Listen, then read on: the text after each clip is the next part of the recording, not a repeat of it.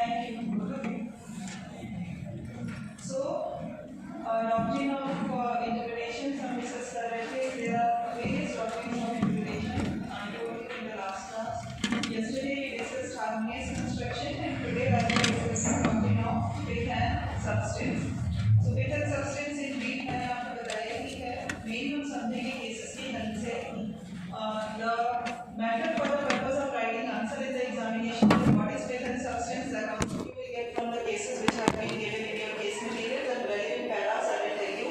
Basically, fifth and substance का क्या मतलब होता है? Fifth and substance means the true nature of the legislation.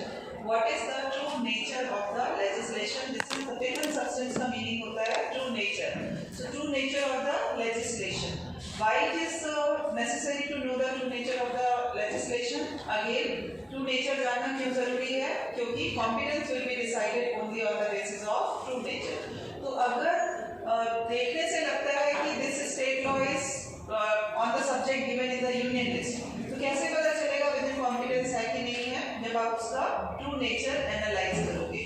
And after analyzing true nature, if it is found that this is a law enacted by the state legislature on the subject given in the state list, फिर कोई फर्क नहीं पड़ता कि अगर वो touch कर रहा है किसी सब्जेक्ट को यूनियन लिस्ट में, the law will be valid. जैसे हमने लाउड स्पीकर के केस में देखा, जैसे जो दो और केसेस दिए हुए हैं आपके केस मटेरियल में, I will be discussing that. तो ट्रू नेचर जानना इसीलिए जरूरी है because the competence will be decided on the basis of true nature और the validity of the law.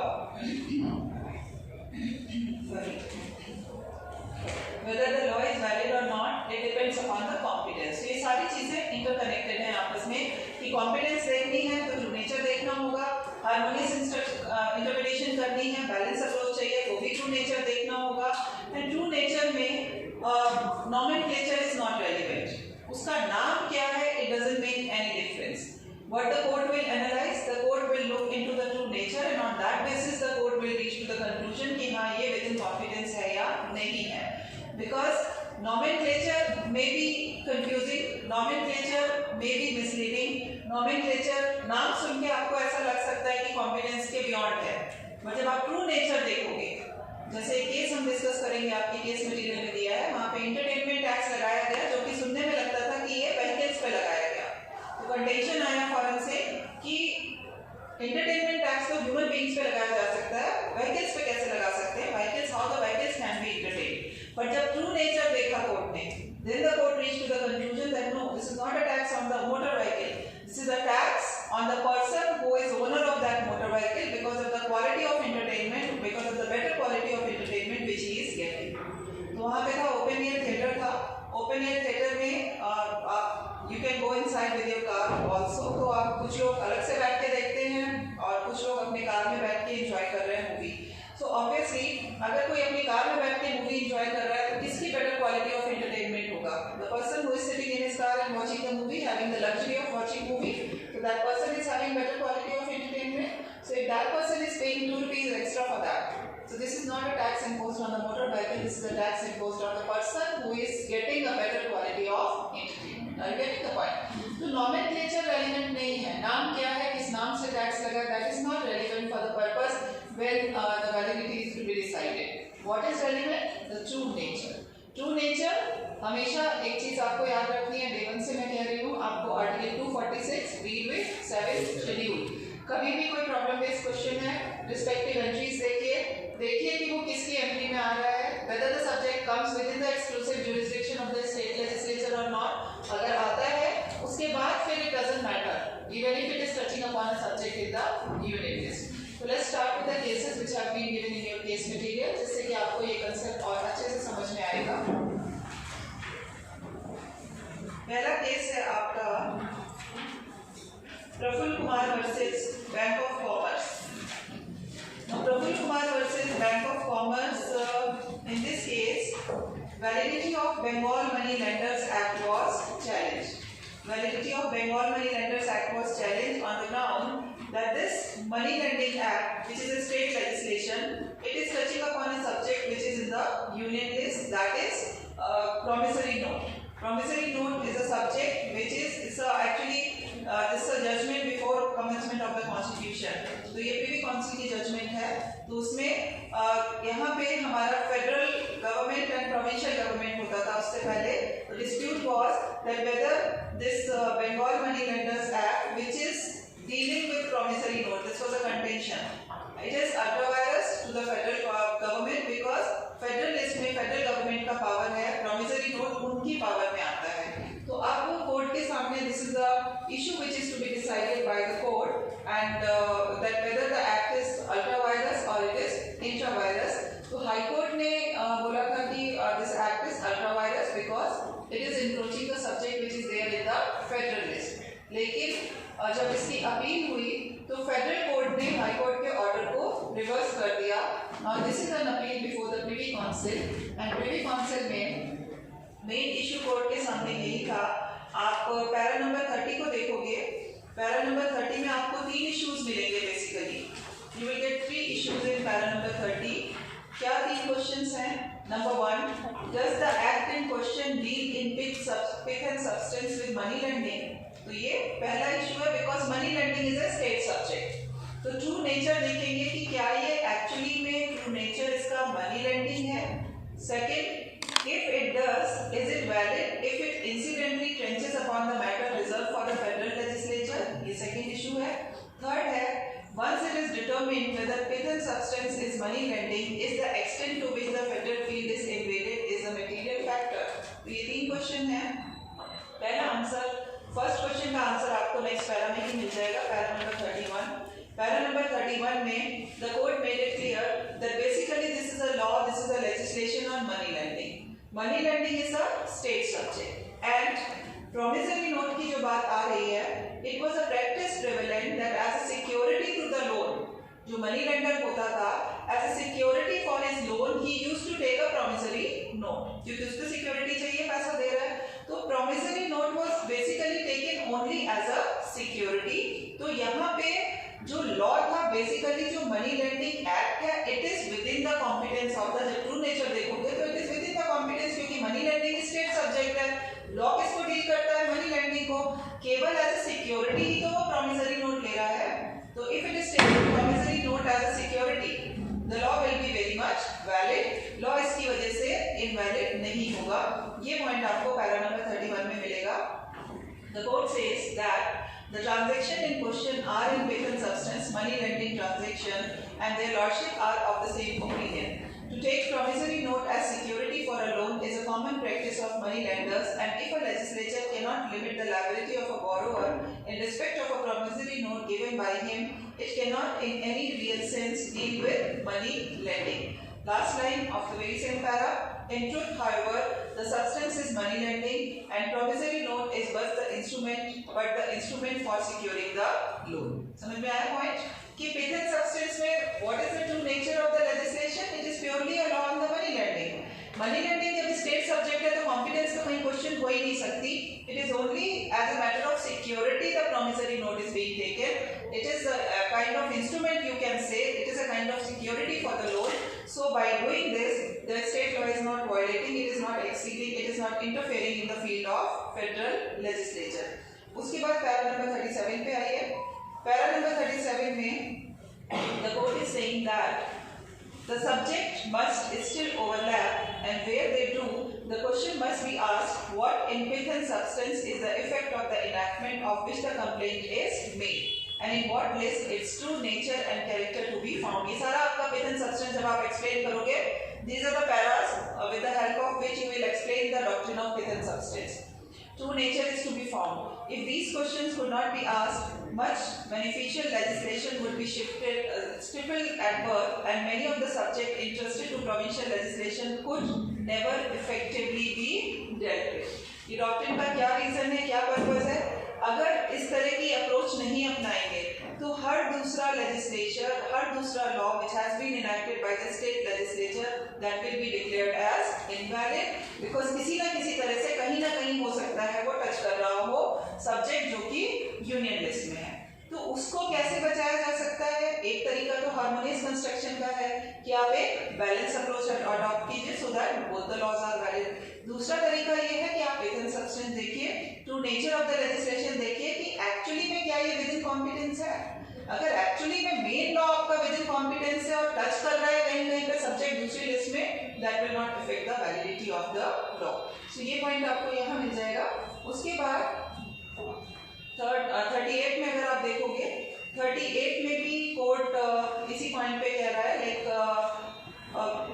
Third line से अगर आप देखो, that validity of an act can be determined by discriminating between degrees of invasion, but for the purpose of determining what is the pith and substance of the impugned act, its provision may advance so far into federal territory as to show that true nature is not concerned with provincial matter. But the question is not has it transpassed more or less, but is the trespass, whatever it be, such as to show that pith and substance of impugned act is not money lending but promissory note or banking. तो यहाँ पे क्या main issue था? अगर वो कह रहे थे कि ये बियॉन्ड कॉम्पिटेंस है, तो इनको ये दिखाना था कि pith and substance में this is not a law on money lending, this is a law on promissory note.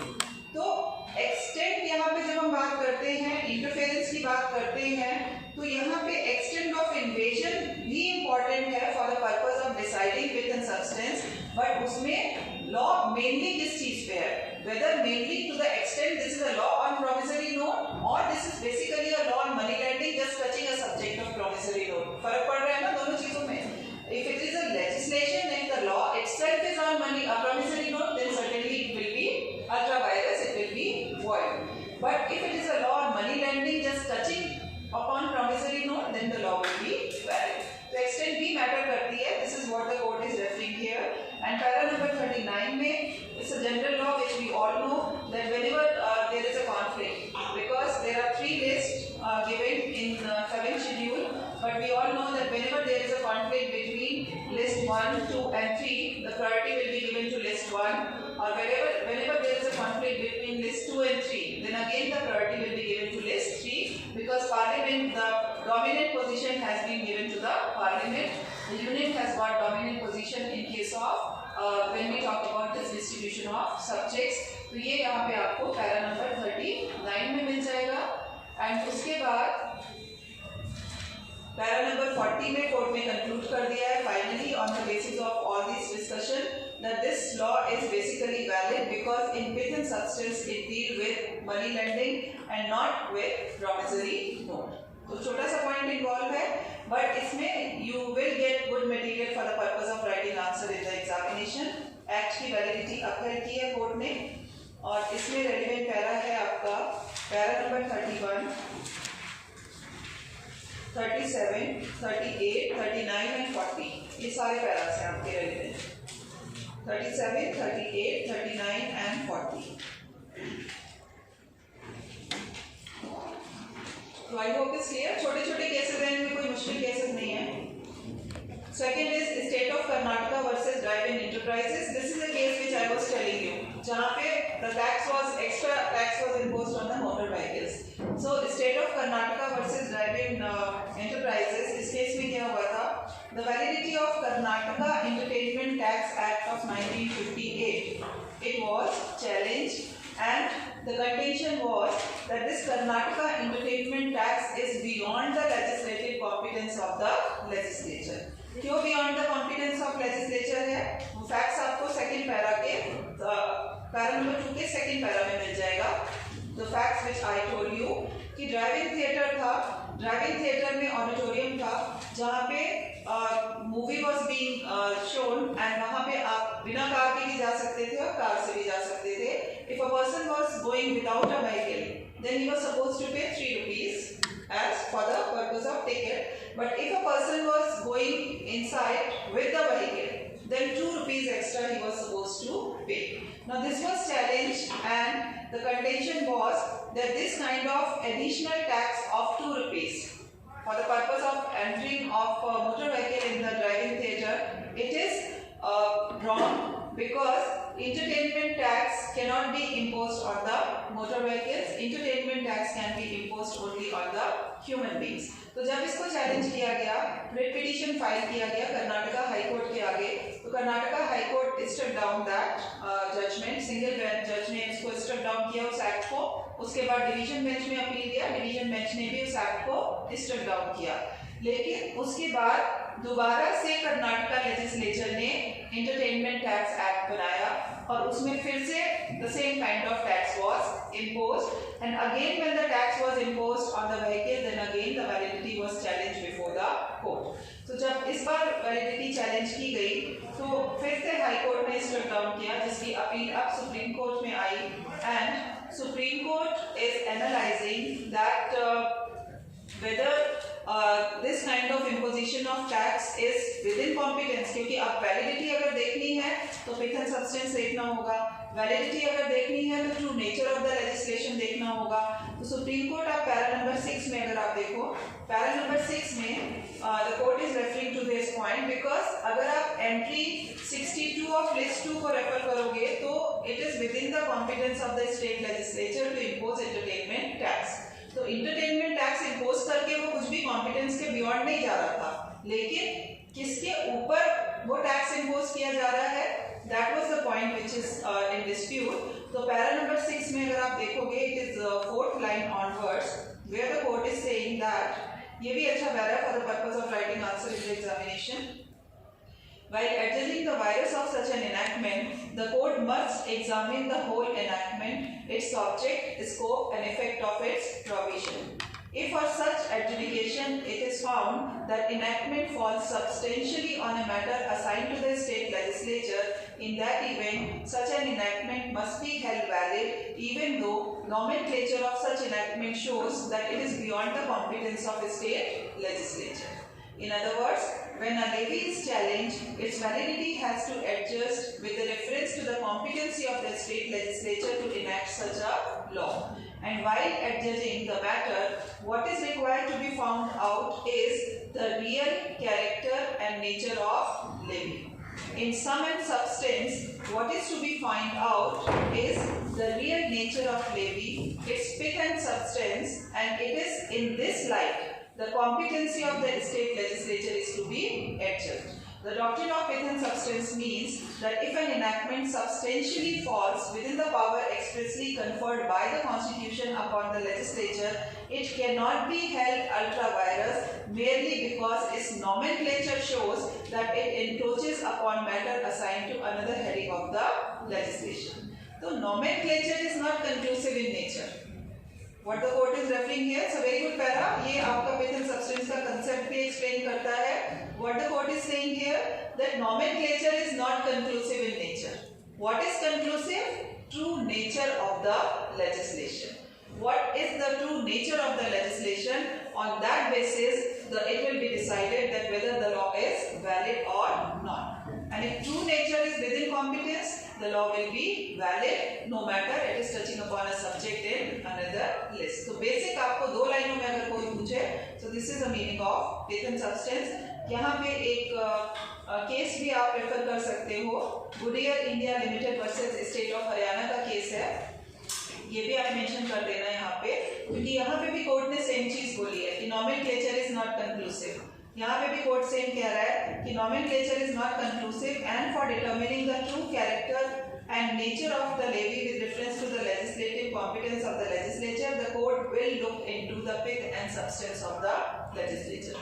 Nomenclature पे बार-बार इस केस में क्यों बात आ रही है?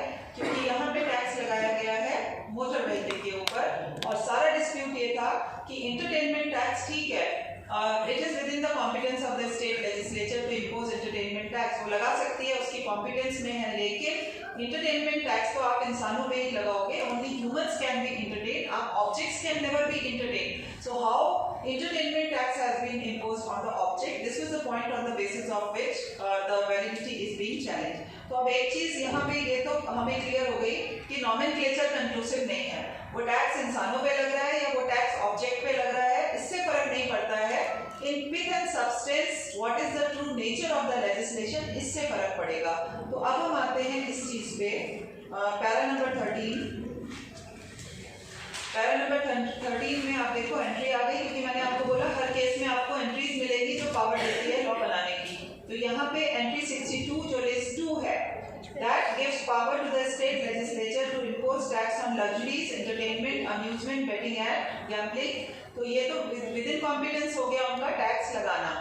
अब इस चीज पे आते हैं कि whether the state is competent to impose the tax on the vehicles, इसका justification आप पैरा नंबर 13 में ही देखिए, रफली 7th और 8th लाइन, क्योंकि अभी मैंने आपको बताया the entertainment tax is imposed on the basis of the better quality of entertainment which that person is getting when he is watching movie while he is sitting in his car. So that kind of luxury which he is getting, उसके लिए वो 2 रुपए extra पे कर रहा है, ना कि वो उस कार के ऊपर टैक्स लगाया जा रहा है. तो ये पॉइंट आपको यहाँ पे मिल जाएगा.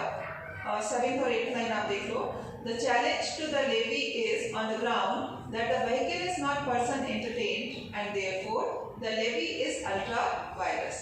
It cannot be disputed that the car or motor vehicles does not go inside the driving theatre on its own. It is driven inside the theatre by the person entertained. In other words, the person entertained is admitted inside the driving theatre along with the car or motor vehicle. Thereafter, the person entertained while sitting in his car inside the auditorium views the film exhibited therein. This shows that the person entertained is admitted inside the driving theatre along with the car. This further shows that person entertained carries his car inside the driving theatre in order to have better quality of entertainment. The quality of entertainment also depends on with what comfort the person entertained has viewed the cinema films. Thus, the quality of entertainment obtained by the person sitting in his car would be different from the squatter viewing the film show. The levy on entertainment varies with the quality of comfort with which a person enjoys the entertainment inside the driving theatre. So, on that basis, it has been concluded by the court that when we analyze the true nature of the legislation, this is not a tax. First of all, this is a tax which is being imposed within the competence of the state legislature. उसके बाद, this is not a tax which has been imposed on the motor vehicle. In fact, this is a tax which has been imposed on the person entertained. तो person entertained के ऊपर अगर tax लगाया गया, that person very much comes under the jurisdiction of the state legislature, जिसके ऊपर entertainment tax लगाया जा सकता है. Are you getting the point? तो the quality of entertainment also matters. तो एक जमीन पे बैठ के देख रहा है, एक इंसान अपनी गाड़ी में बैठ के देख रहा है, तो obviously that person is getting better quality of entertainment, जिसके लिए he is paying 2 rupees extra. Is it clear? तो ये जो टैक्स लगा है, it is perfectly valid. Nomenclature से फर्क नहीं पड़ता है. Nomenclature से क्या लगता है कि ये गाड़ी के ऊपर टैक्स है, तो गाड़ी के ऊपर कैसे टैक्स लगा लेंगे, आप ऑब्जेक्ट को कैसे टैक्स कर देंगे. But in fact, in reality, this is not a tax on motor vehicle. This is a tax on person entertained. Clear? It's a very good judgment. एक तो पैरा नंबर 6 को मार्क कर लीजिए.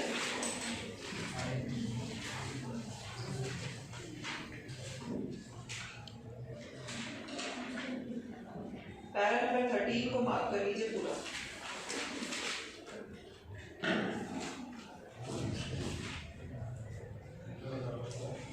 बस.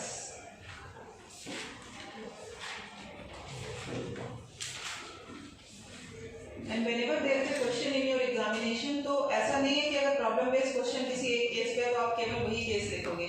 आप उस टॉपिक से रिलेटेड जितने भी केस हैं, पहले आप कंसेप्ट एक्सप्लेन करोगे, डॉक्ट्रिन एक्सप्लेन करोगे, आप जनरल इंट्रोडक्शन दोगे कि there are various rules of interpretation जो कि कोर्ट ने इवॉल्व की हैं, उसमें जो आपको मैंने 6-7 बताए हैं वो आप मेंशन करोगे. उसके बाद फिर आप जब पिथन सब्सटेंस पे आओगे तो 3 केसेस ये हो गए, एक गुडियर इंडिया वाला, 4 केसेस तो सीधे सीधे हैं ही आपके पास. उसके अलावा आप जो ऐड करना चाहो आप कर सकते हो, बट इतने मिनिमम केसेस जरूर लिखना फॉर 10 मार्कर क्वेश्चन. अब 10 मार्कर ही आता है तो होपफुली 10 मार्कर ही आना चाहिए. But as I told you कि क्लबिंग होके आ जाता है, यू नेवर नो कि कौन सी डॉक्ट्रिन या कौन सा किस टॉपिक के साथ क्लब होके आ जाए. तो अब हमारा जो लास्ट केस है, आई थिंक लास्ट ही है, एक बार नए केस मटेरियल में देखेंगे, इसमें 3 ही केस दिए हुए हैं.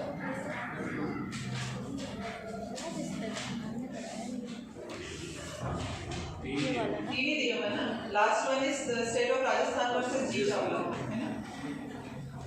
State of Rajasthan versus G Chawla is a case जो कि मैंने कई बारी आप लोगों को रेफर किया है when I was trying to explain that what is the meaning of pith and substance.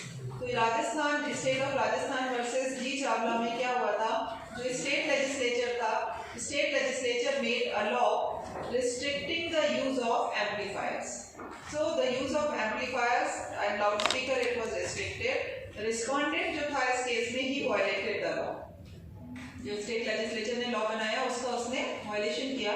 जब उसने वायलेट किया then he was prosecuted for that. So when he was prosecuted, he challenged the validity of act which was accepted by the court, and it was held by the court that act is invalid, and the court quashed his conviction. तो उसका conviction जब quash कर दिया गया तो उसके against फिर ये अपील आई सुप्रीम कोर्ट में, और जब सुप्रीम कोर्ट में अपील आई तो मैटर जो स्टेट का कंटेंशन था it was very clear that this is a law which has been enacted within the competence of the state legislature, so law is very much valid.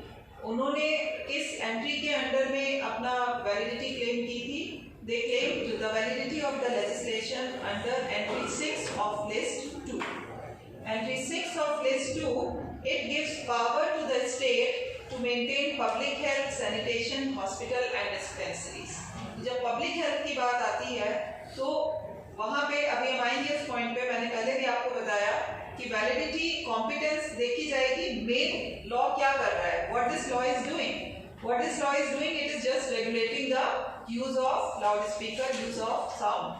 और अगर sound को regulate ना किया जाए, अगर amplifiers loud speakers का use को regulate ना किया जाए, we all know that how much nuisance it can create. कोई फर्क नहीं पड़ता बगल में हॉस्पिटल है या स्कूल है, कोई फर्क नहीं पड़ता दिन है या रात है, 24/7 it can create nuisance. So for that purpose, if there is a law enacted by the state legislature by which they are regulating the use of that loudspeaker, it very much comes within the competence of the state legislature, क्योंकि public health उनका department है, maintaining peace and tranquility उनका department है.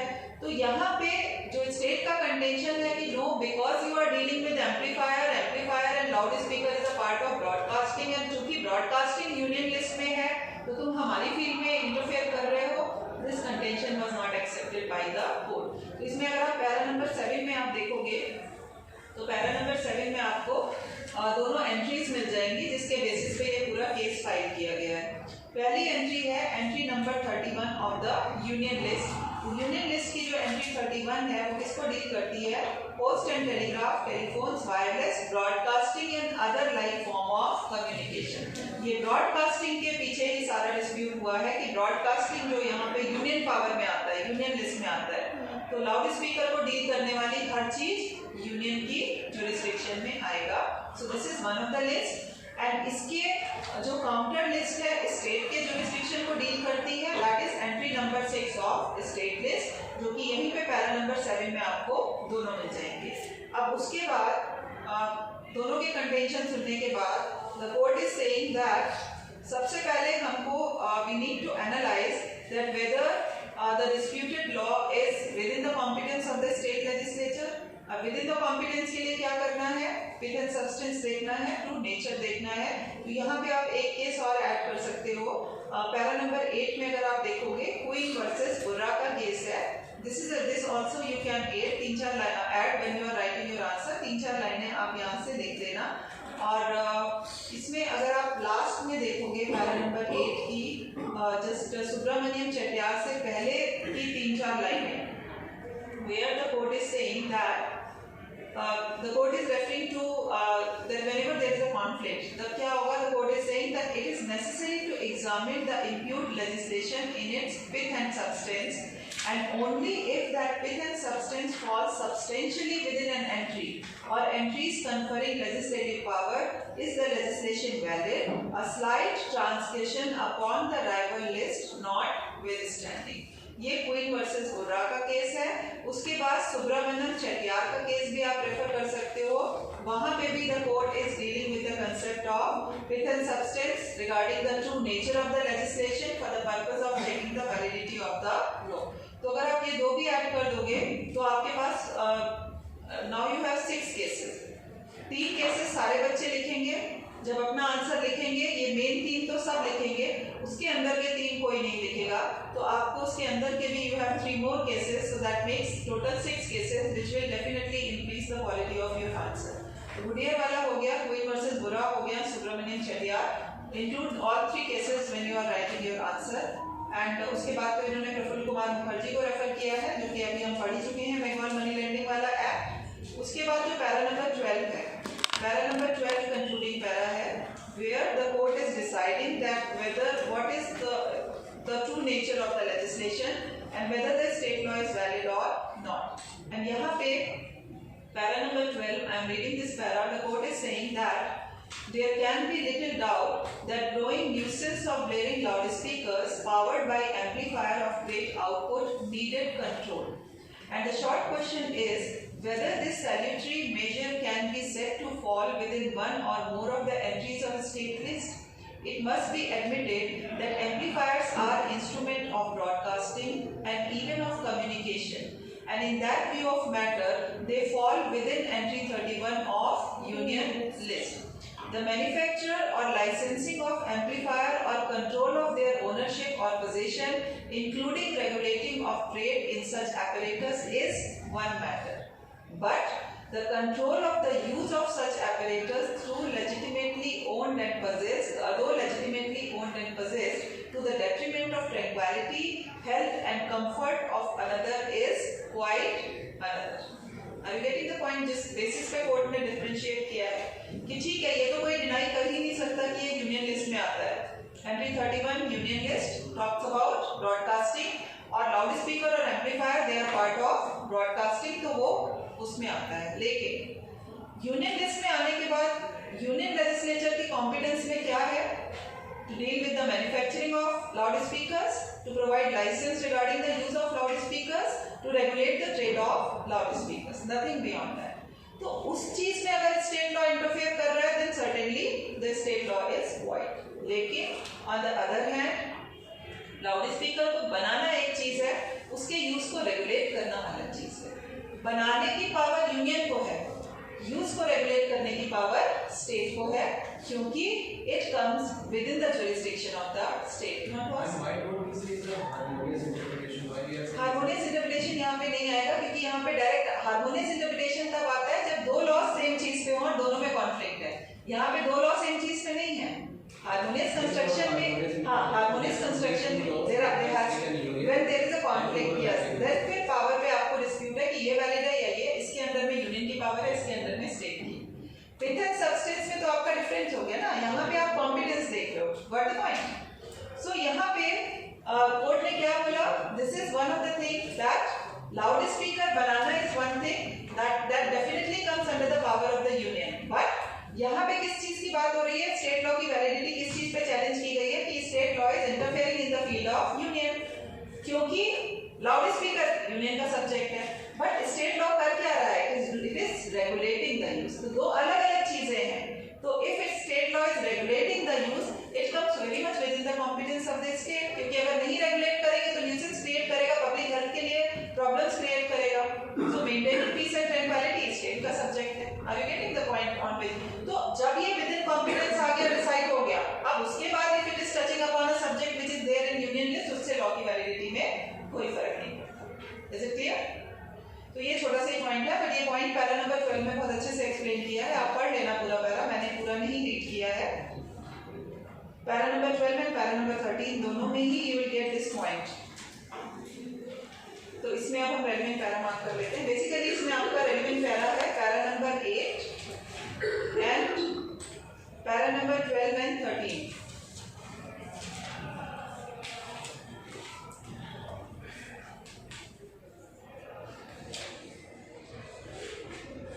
इसके साथ हमारा faith and substance खत्म होता है। I believe is clear to all of you. Any doubt? Next class में आई विल बी डिस्कसिंग आपकी जो नेक्स्ट डॉक्ट्रिन है, I think colourable exercise of legislation है, that I will be discussing in the next class.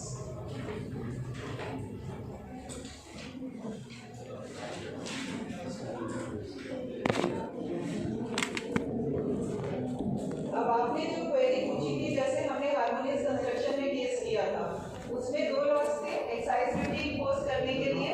तो एक तो federal law था जो एक्साइज ड्यूटी इंपोज कर रहा था, एक स्टेट लॉ था जो एक्साइज ड्यूटी इंपोज कर रहा था। वहां पे कोर्ट ने क्या लगाया? डॉक्ट्रिन ऑफ हार्मोनियस कंस्ट्रक्शन, क्योंकि डिस्प्यूट ये था कि एक्साइज ड्यूटी कौन इंपोज करेगा। फेडरल गवर्नमेंट का कंटेंशन था कि हम किसी भी स्टेज पे कर सकते हैं, प्रोविंशियल का था कि नहीं, वो मैन्युफैक्चरिंग के टाइम पे कर सकते हैं, बाद में हम करेंगे। तो वहां पे हार्मोनियस कंस्ट्रक्शन अडॉप्ट की, कॉन्फ्लिक्ट को रिजॉल्व कर दिया, कोर्ट ने बोला दोनों कर सकते हैं। Are you getting the difference between that? लेकिन उसके लिए भी कोर्ट ट्रू नेचर देखेगी, तो ये दोनों इंटरलिंक है। For the purpose of adopting doctrine of harmonious construction the court will look into the true nature of the legislation, क्योंकि बहुत कई बार ये दे आर कनेक्टेड।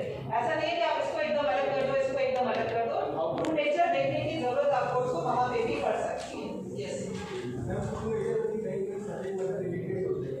हाँ वो भी हो सकते हैं सब्जेक्ट मैटर रिलेटेड, बट उसमें नॉर्मली हार्मोनियस कंस्ट्रक्शन कोर्ट तभी देखती है जबकि दो लॉ में कॉन्फ्लिक्ट है या दो जुरिसडिक्शंस में कॉन्फ्लिक्ट है। अगर केवल एक लॉ बनाया है और एक की कॉम्पिटेंस में है, दूसरे को टच कर रहा है, लेकिन सब्सटेंस केवल तब आता है when it is touching upon a subject in another list, जैसे कि बंगाल मनी लेंडिंग में वो प्रोमिसरी नोट को टच कर रहा था, इस केस में लॉ स्पीकर को टच कर रहा था। हाँ, वहां पे वो और जहाँ पे बिल्कुल ही जुरिसडिक्शन नहीं है वहाँ पे कलरेबल एक्सरसाइज, कलरेबल एक्ट, जो हम की what you are not allowed to do directly you can not do by following indirectly है। आपको कलरेबल एक्सरसाइज ऑफ लेजिस्लेशन में जो केस है उसमें आपको सारी डॉक्ट्रिन्स का रेफरेंस मिल जाएगा, because they are somehow related with each other. तो डॉक्ट्रिन्स ऑफ इंटरप्रिटेशन है for the purpose of facilitating the courts की आप डिसाइड करो कॉन्फ्लिक्ट। तो इतना कोई हार्ड एंड फास्ट रूल नहीं है, बट हाँ